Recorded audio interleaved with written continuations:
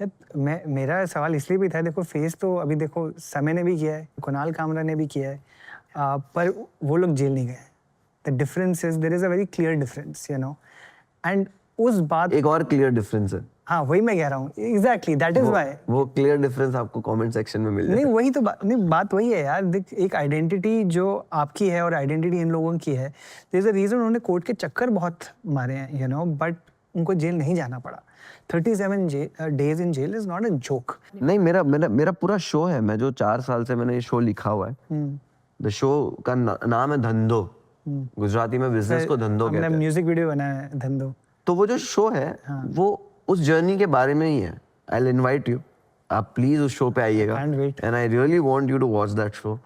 तो वो उस जर्नी पे ही है। आई थिंक वो show it's answer to everything, हर जो सवाल है उस सब का जवाब वो शो है। मैंने समय से कल बात हुई ना, तो मैंने उसको यही बोला, हम लोग की बहुत लंबी बात हुई, और मैंने उसको बोला कि दैट अब मेरे में भी हिम्मत है कि मैं धंधो रिलीज कर दूं। And he was so happy, he was like भाई डाल दे क्योंकि वो पहले उन इंसानों में से, जब मैं वो सारे जोक लिख रहा था तो मैं सुनाता था, तो वो बोलता था कि यार क्या है, बढ़िया शो है, उसने वो शो देखा भी है। तो मैंने वो शो लिखा भी जो है वो मैंने दिल से लिखा है, जो है मेरे दिल की बात कह दी है मैंने। अब वो कैसे पहुंचती है, कितनों तक पहुंचेगी, वो जब रिलीज होगा तब देखेंगे, या फिर और प्रॉब्लम में फंसेंगे, वो भी रिलीज होने के बाद देखेंगे। लेकिन देखो, बहुत क्लियर चीजें चलती हैं। हर इंसान गलती करता है, गलती भुगतना, गलती से सीखना, क्या आपके नसीब में है, क्या डेस्टिनी है, वो बहुत डिपेंड करता है। आपको लोग नापसंद करने का रीजन सिर्फ आपका टैलेंट नहीं हो सकता, बहुत सारे एंगल्स हो सकते हैं। बिल्कुल बिल्कुल यार। और मैं तो पहले दिन से बहुत चैलेंज के साथ उतरा हूँ इस फील्ड में, इस इंडस्ट्री में, कि मैं पहले दिन से ही फेस कर रहा हूँ, और मैं काम किए जा रहा हूँ। I am happy, I am working, और मैं बस यही चाहता हूँ कि मेरा फर्स्ट मकसद दुनिया में होने का, अगर कोई मुझसे पूछेगा मेरे आर्ट फॉर्म का, मेरे प्रोफेशन का पूछेगा, मैं यही बोलूँगा, मुझे लोगों को एंटरटेन करना है। मुझे स्टैंड अप स्टेज नहीं मिल रहा था तब मैंने म्यूजिक बनाना स्टार्ट किया भाई। मुझे चढ़ने ही नहीं दे रहे थे, मैं कर ही नहीं पा रहा था। मैंने रियलिटी शोज करना तब शुरू किया, because I wanted to reach to my audience, I wanted to entertain them, कि चलो मैं शायरियां तो कह ही सकता हूँ तुमको। तो मैं एंटरटेन करने के लिए कोई भी गली में घुस जाता हूँ, कि मुझे बस लोगों तक पहुंचना है। Purely I want to do stand up. आप शो पे आओ, मेरा स्टैंड अप देखो, आप बोलोगे कि नहीं मुझे हंसाया मुनव्वर ने, ऐसा कोई नहीं है जो बिना हंसे गया हो। यही चीज है जो मैं और एक मौत के अलावा गारंटी दे सकता हूँ। क्या बात है, क्या बात है। जो आप बने हो सोसाइटी में, जिस तरीके से आपको भी प्यार मिल रहा है, बिग बॉस जीतना है यार। आई थिंक न्यूज़पेपर में मुझे याद है कि जहाँ पर आप ऊपर हो और पूरा डोंगरी के अंदर सारे लोग आपको सराउंड किए हुए हैं यार। I found it like such a beautiful moment, you know. Do you think now you are again at that place कि जहाँ पर लोग आपको एज जस्ट आर्टिस्ट देख पा रहे हैं, और अब आप जो कहना चाहते हो, जो करना चाहते हो, वो आपकी आइडेंटिटी से लिंक नहीं होगा। वो लोग सिर्फ इसलिए सुनेंगे क्योंकि I love Munawar, and not because he belongs to a certain caste, community, religion. वो थोड़ा मुश्किल है, वो टैग कभी जाता नहीं है। लेकिन मैं बहुत क्लियरली एक चीज बोलूंगा, मैंने कभी भी है ना अपने ग्राफ को ना एज अ सक्सेस नहीं देखा है। मैंने हमेशा अपने ग्राफ को एज अ रिस्पॉन्सिबल देखा है। वो ग्राफ जब भी ऊपर जा रहा था ना, तो आपको लग रहा है कि वो सक्सेस।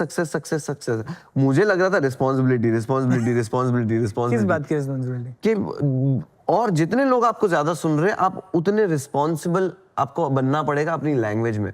आप फनी हो, आपने ये प्रूफ कर दिया है। अब फनी बातों में आपको कौन सी चीजों का ख्याल रखना है, वो अब आपको लगने लगा है, क्योंकि आप रिस्पॉन्सिबल होते जा रहे हो। सेम टाइम पॉलिटिकल माहौल चेंज होते जा रहा है देश का। बिल्कुल। डेमोक्रेसी में जहां पे जनता के पास पावर होनी चाहिए, यहाँ पे पावरफुल जनता नहीं है, पावरफुल पॉलिटिशियंस है। जो जनता के चुने हुए लोग हैं, जो जनता के एम्प्लॉय है, वो ज्यादा पावरफुल है। वहां पे आपको रियलाइज होता है कि ओके, तो politics is powerful now. You are nothing and you are nothing, you are never something. तो आप यहाँ हो इतने से, और ये है इतना सा। तो अब ये माहौल ही ऐसा है कि आप पॉलिटिकल जोक नहीं कर सकते हो, बिल्कुल, क्योंकि उन्होंने जोक लेना ही बंद कर दिया। मतलब जो पॉलिटिक्स वाले अपना प्रचार करते हैं, वो प्रचार के अगेंस्ट जा रहा था स्टैंड अप। तो इस तरह एक भीड़ का हम अटैक का हिस्सा बन गए, सॉफ्ट टारगेट बन गए। Stand up comedian in India softest target. Stand up comedy जितने भी है, बहुत बहुत छोटा इंडस्ट्री है, बट बहुत सपोर्टिव इंडस्ट्री है, बहुत सपोर्टिव, जिसका कोई एंड नहीं है, कि एक दूसरे के लिए खड़े रहेंगे। बट किसके अगेंस्ट? ये सब एक होकर भी ना किसी के अगेंस्ट खड़े नहीं हो सकते। हम लोग बहुत छोटी इंडस्ट्री है। एंड आफ्टर रियलाइजिंग कि अब ये माहौल ही नहीं है, तो भाई मैं क्यों किसी के मजे के लिए जेल जाऊं? ऐसा तो नहीं है कि मैं पॉलिटिकल जोक के अलावा मेरी कोई करेक्ट टैलेंट ही नहीं है। बिल्कुल, मैं तो बिना पॉलिटिकल जोक के भी सरवाइव कर लूंगा। बिल्कुल, तो मैंने वो डिसाइड किया कि ठीक है भाई, किसी रिलीजन पे नहीं, किसी पॉलिटिक्स पे नहीं, बिल्कुल, और ना ही किसी की ऐसी सेंसिटिव चीजों पे जहां पे हम फंस सकते हैं। और फंसना तो क्या है, वो तो डिफेंडेबल चीजें भी है, तो हम डिफेंडेबल चीजें भी नहीं करना चाहते कि अपने को लोगों को एंटरटेन करना है।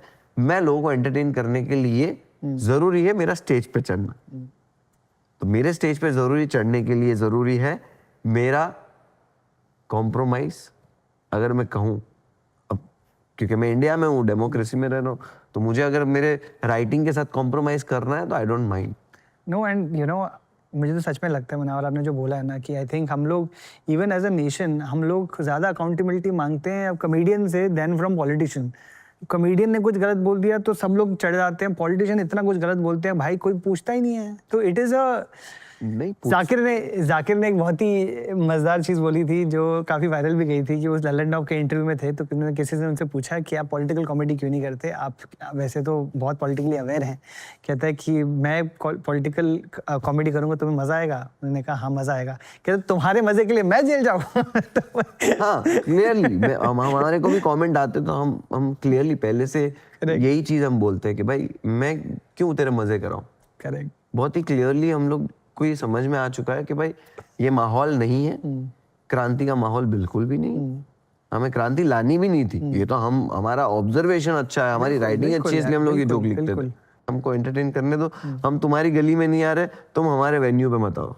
आपने जैसे बोला आपने समय का शो देखा और आपको हिम्मत मिली कि अपना भी मैं शब्द डाल दूं बाहर, क्या देखकर हिम्मत मिली पर्टिकुलरली और क्या हिम्मत आई? मैं ऑलवेज सोचता था कि सही वक्त पे डालूंगा, सही वक्त पे डालूंगा।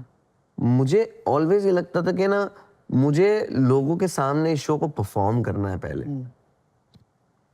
तो मैं वेट कर रहा था मुझे पासपोर्ट मिल जाए, फिर पासपोर्ट मिल रहा है 6 महीने का तो वीज़ा नहीं मिल रहा है, बट मैं रिलीज नहीं कर पा रहा हूँ बिकॉज समथिंग और दी अदर होते जा रहा है।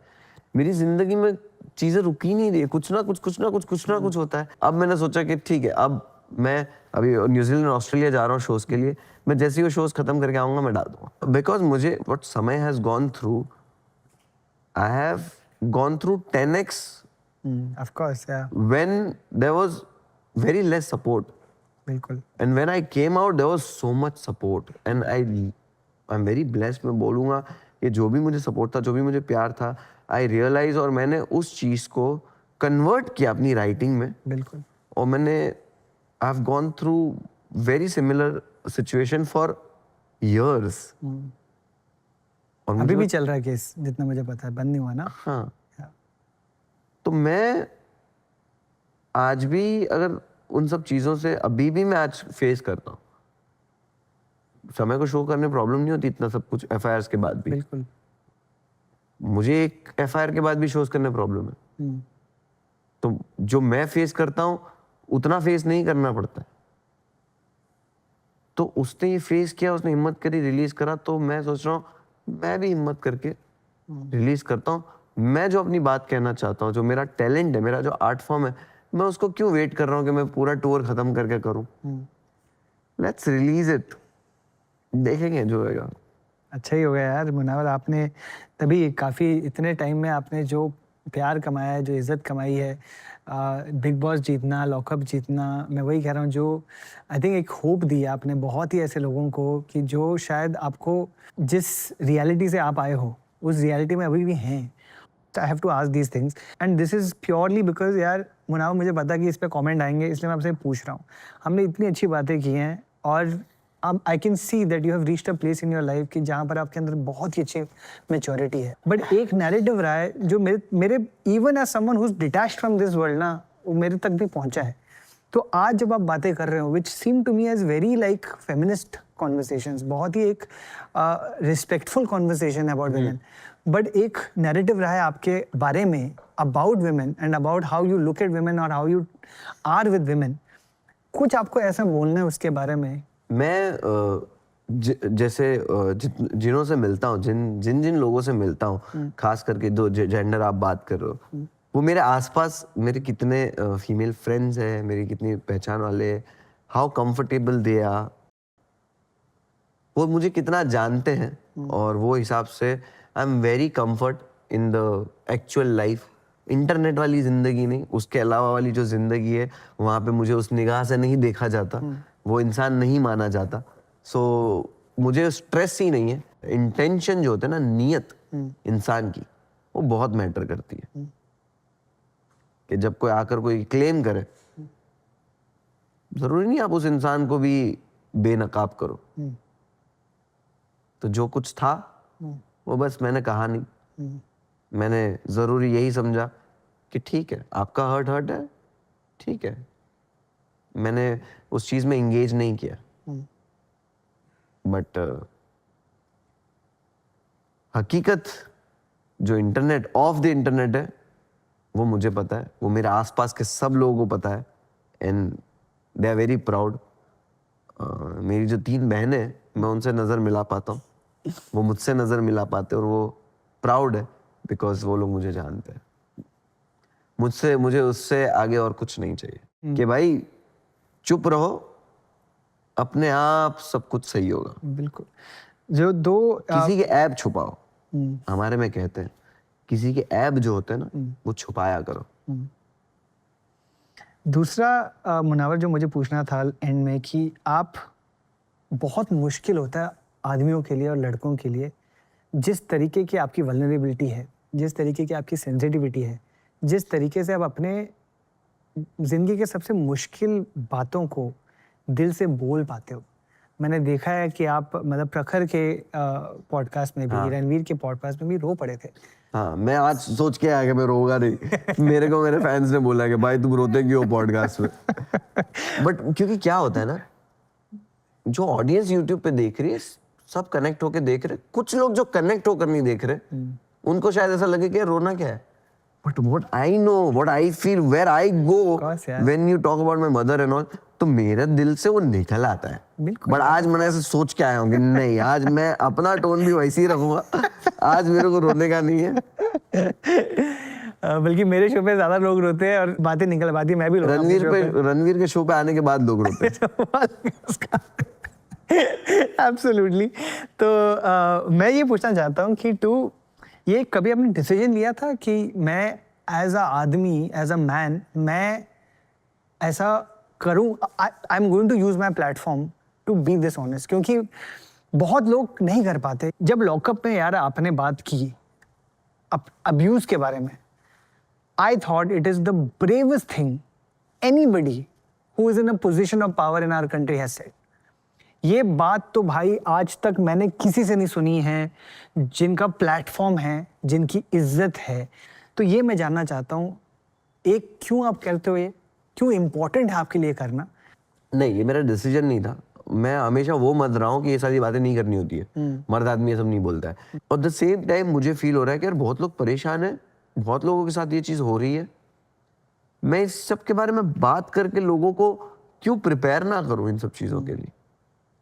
मुझे प्रिपेयर मेरे बेटे के लिए लोगों को करना पड़ेगा, समझ रहे हो? बिल्कुल. मुझे प्रिपेयर बच्चों को नहीं करना है, मुझे पेरेंट्स को प्रिपेयर करना है.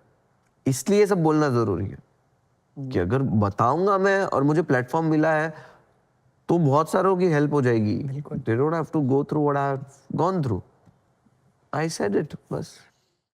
Thanks for watching. If you enjoyed the video, don't forget to like, subscribe and share.